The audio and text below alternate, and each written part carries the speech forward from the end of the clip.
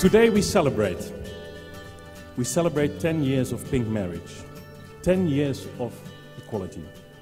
10 years ago, the Netherlands made history by allowing same-sex marriage.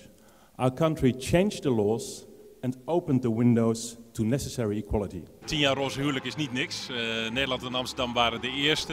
Dat is natuurlijk heel bijzonder en ik hoop dat we daarmee ook een goed voorbeeld zijn geweest naar andere landen. I think that pink marriage upgraded same-sex relationships to the same level as straight relationships.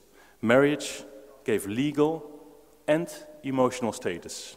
We zijn op dit moment in totaal met Nederland erbij 10 landen waar homoseksuele mannen en vrouwen kunnen trouwen met elkaar. En wij hopen natuurlijk dat het ook een soort lichtend voorbeeld is voor andere landen. It is now estimated that slightly more than 1,100 same-sex couples marry every year in the Netherlands. In Amsterdam, these account for almost 7% of the total number of marriages. And I mention this because these figures have remained more or less consistent over the years, and it means that it is no longer an exceptional event. It has become normal. But I wouldn't be from the COC Amsterdam if I wouldn't also have a wish list.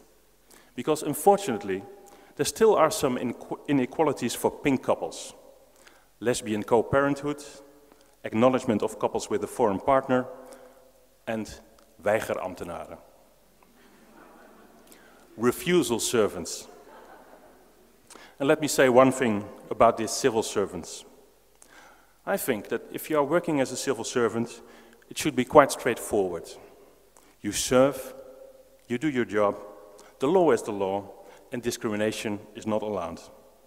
And if you don't like the part of your job where you'll have to marry same-sex couples, I'm convinced there will be very good job opportunities elsewhere.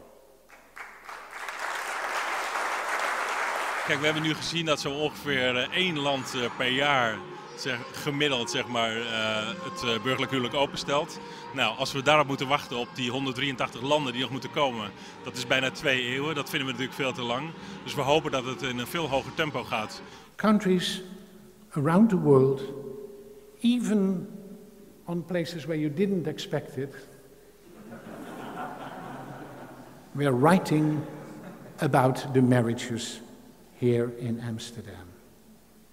And then came that question, will gays have the possibility to get married also in other countries, Belgium, other countries? De sprekers die vanavond zijn uitgenodigd, dat zijn de ambassadeur van Zweden, van Argentinië en de consul van Spanje. En die gaan vanavond allemaal iets vertellen over de openstelling van het burgerlijk huwelijk in hun land. First of all, I like to join others in saying that there is a lot of things that still needs to be done.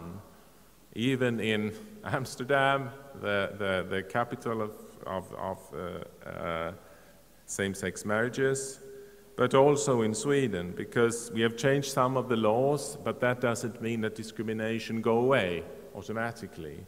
There are still practical problems when it comes to adoptions. There are still practical problems when it comes to assisted fertilization. It is true that the new law did not put an end to the infighting between those who opposed and favored same-sex marriage.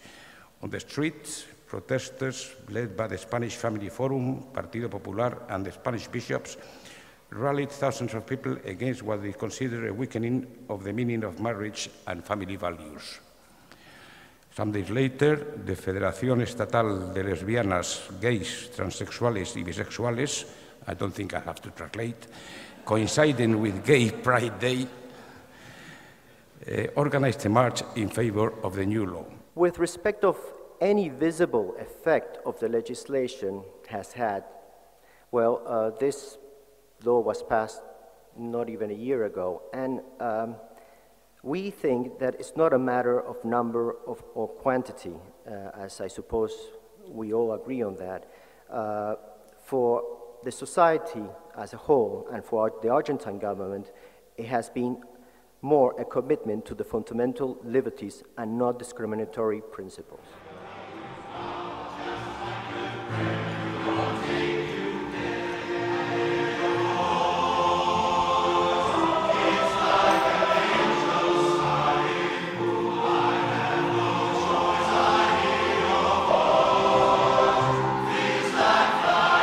I'd like your attention for two members of our panel. First of all, Mr. Tonila Tegala, Chair of the African Gay Youth Foundation, and Mrs. Emine Boskert, Dutch politician of Turkish descent, born in the Netherlands, MP since 2004. Normally, marriage law is of course up to a member state, but people travel.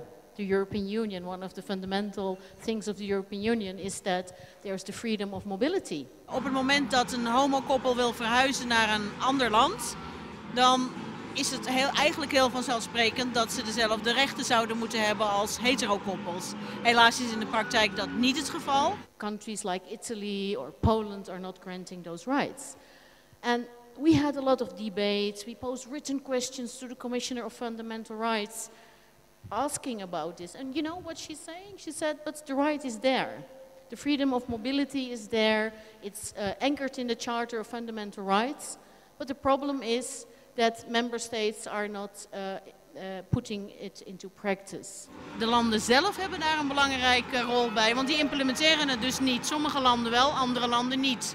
En ik vind dat de Europese Commissie daar tegen die landen procedures moet beginnen om te zorgen dat die landen het wel doen. Want als het bestaat, dan moet het ook gehandhaafd worden.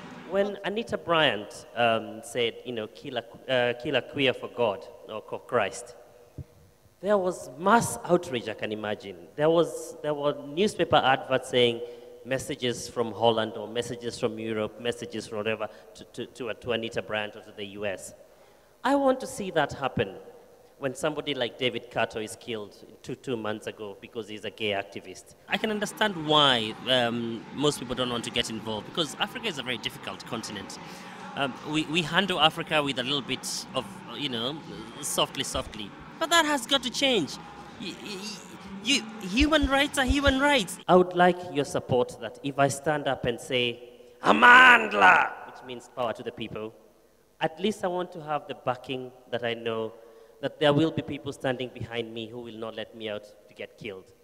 But clearly I can, I'm gorgeous enough, I don't want to get killed. But, but seriously, that's all I ask. I know it's not something easy to ask, but that's what needs to be done. If you can't stand up for Africans who can't speak for themselves, I am ready to do that. And I am not afraid, but I need your help. And I want to end with some of the pictures taken places all over the world where marriage is now open.